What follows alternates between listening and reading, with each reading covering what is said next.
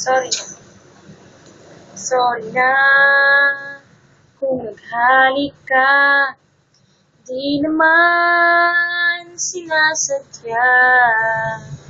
May nasabi man ako, init lang ng ulo. Pipilitin kong magbago, pangako sa iyo. Sorry na, nakikinig ka ba?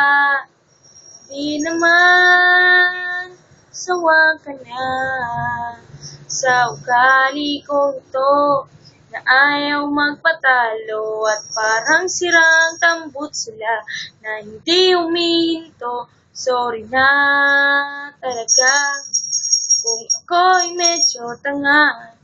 Hindi ako nag-iisip na uuna ang galit ko. Sorry na talaga sa aking nagawa.